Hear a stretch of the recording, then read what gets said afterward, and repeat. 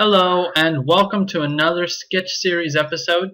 Today I'm going to be drawing Miss Marvel. Not Captain Marvel, but Miss Marvel, the young one, Kamala Khan. I think that's how you say her name. I already pre-rendered the sketch there, as you can see, and I'm going to be laying down the basic inks while as you're seeing this right here. I love drawing Miss Marvel. She is hilarious. Her comic is one of the funnest ones I read. I only read a few comics. I actually don't read that many. Maybe four different series. And I thoroughly enjoy her comics. I feel like they're very lighthearted and capture very much what it means to be a teenager right now. As a high school teacher, I can very much say that it is very good at that. It's not what grown-ups think teenagers are like. It's what they actually do and how they actually act in an actual real world scenario. Anyway, so she has cool superpowers. She can change the way her body is formed, so she can become big, and so she says things like embiggen and disembiggen when she wants to become small. It's really funny. um, and she has a really simple uniform. She actually, I think it's her friend made it for her or something, and it's basically just a nice dress and then like a onesie underneath, a red onesie. It's something really basic, and she's just a really cute character. It's fun to read about her, and it's really fun to draw her, and I totally dig diversity and stuff in comics. I find it fun when we have not just another white guy, but bunch of different kinds of heroes and stuff, and there's room for everything, I say. So whatever. Anyway, as you can see here, I'm laying down some lines here for the hands.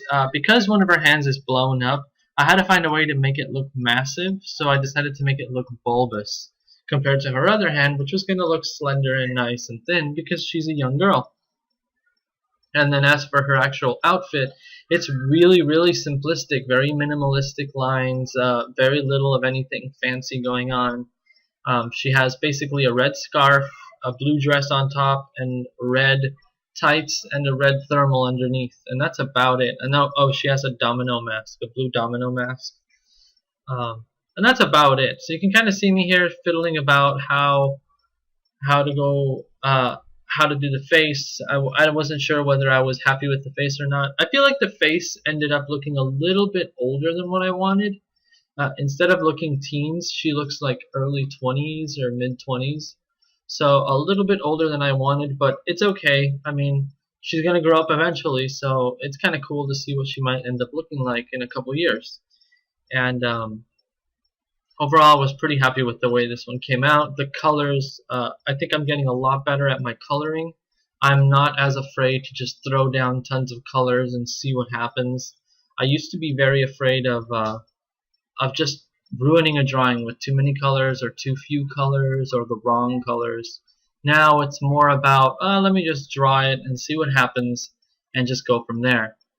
It's kind of clipping a little bit on the video, but you can kind of see there that I'm working on the hair.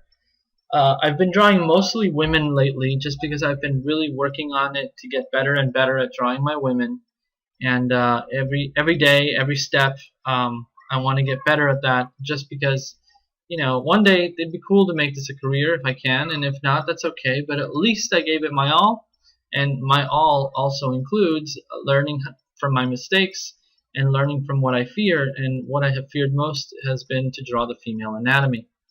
So you can see here I'm kind of just making sure that my proportions are okay, adding a few details, and I'm going to add a few lines down there for the legs because I feel like it's just a floating dress in a white background. That's kind of terrifying.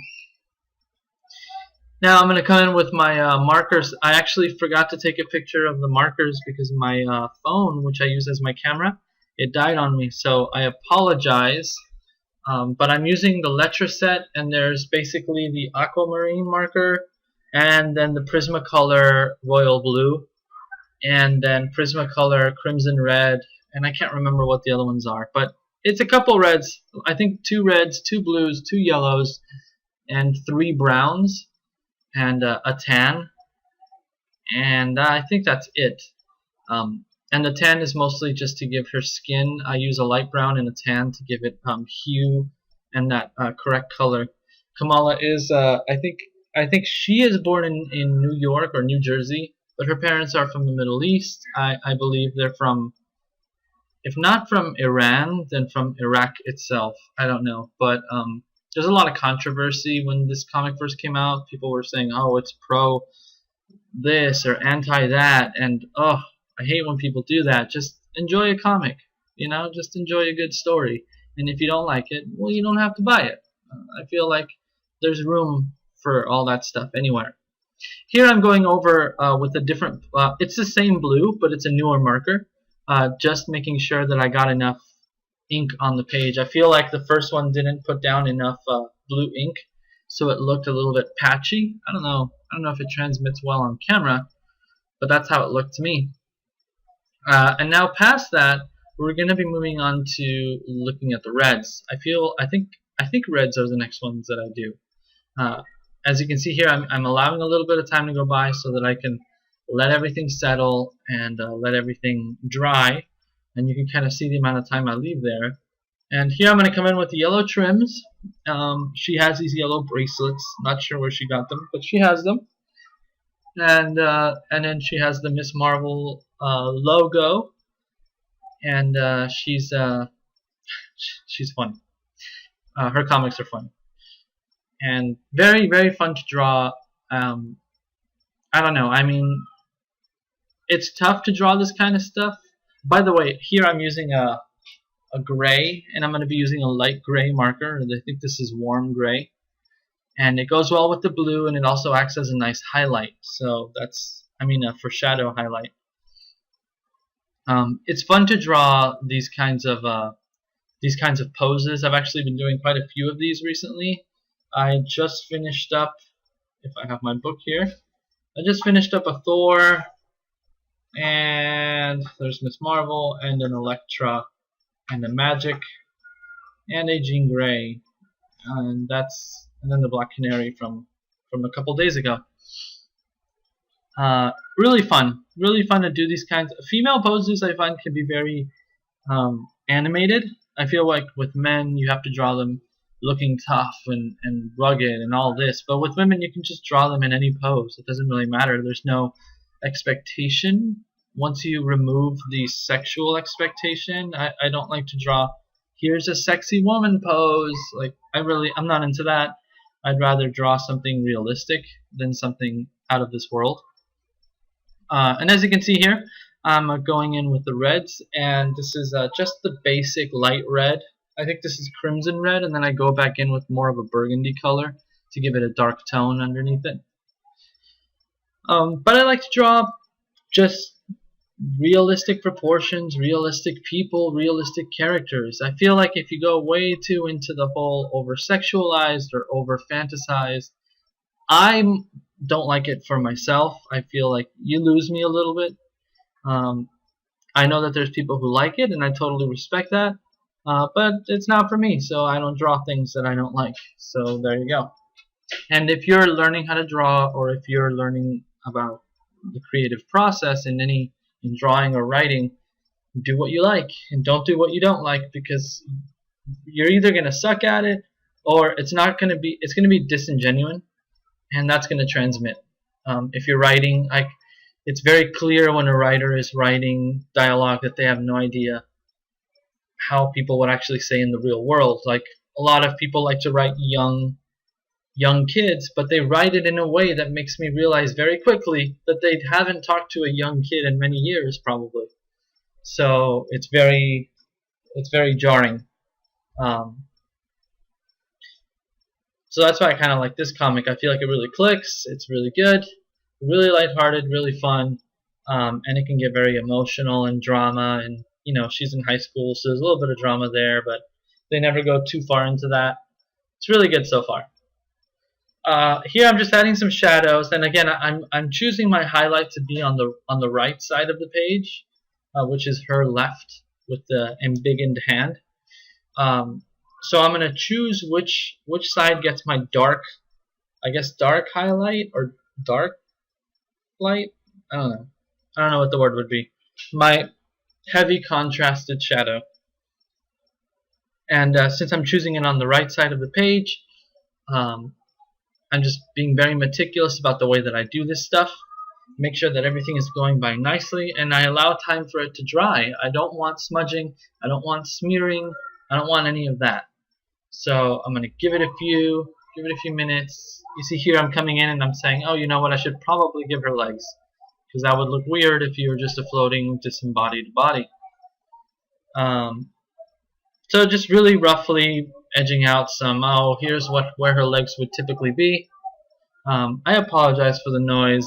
We have neighbors with very, very hyperactive children, and I'm actually not on the ground level. I'm up a story on the second floor, but oh man, they're loud. They start being loud at like 6 a.m., especially now that it's summer break. So that's always fun. That's always tons of fun. Anyway, so here I'm going into the hair, and the hair is very dark. Kamala has dark brown hair. She has a darker complexion than most superheroes. She's Middle Eastern. Very pretty features. I love that the way they draw her in the comics. They don't shy away from the fact that she's Middle Eastern, so they confront certain things like her belief or her family's beliefs. And her looks, there's a very key moment where she gets these powers to change her body, and she doesn't even realize it, but she changes herself to be blonde-haired and blue-eyed and white-skinned, and she realizes that she really has like this self-loathing almost, that she wishes she was a white girl, and then she overcomes that throughout the series as it continues, and it's a really good message for people, a message of acceptance and self-love and not self-loathing. That being said, usually the last thing that I color is the skin, because I find the skin to be the most delicate part to color. Everything else you can kind of hash out with some basic colors, but the skin requires a lot of delicate blending, and I really like to take my time with it. Unfortunately, my video cut out because my phone, I have a new phone and I haven't really worked out why, but it's always full and there's no room to record video. I think it's because it came with about 4,000 useless apps. So I have to spend a few days and just kind of troll through them and delete all the nonsense. I mean, I'm pretty sure I don't need a active, an active app for, Amazon all the time on my phone, giving me live updates and nonsense. It's just useless. Anyway, you can kind of see here I'm coloring the skin. First I'm going to go over it with this basic skin tone. And the video is going to cut out soon, so I won't be able to show you. But I'm actually going to pull out 3 more skin tones that I bought. And these are all the Prismacolors, so if you're looking to buy some markers, these are really good ones. And there's a lot of different skin tones. Pick whichever ones you think look nice, and then just try them out and mix and match them and see what you get. And I went with a nice beige undertone, and then I went over it with some other skin tones. And here's the overall finished piece. You can kind of see I like it a lot. I actually ended up coloring the highlight and then going over it with a blue and a white highlighter. Anyway, thank you so much for watching. I hope you enjoyed today's episode, and I'll see you next time. Take care.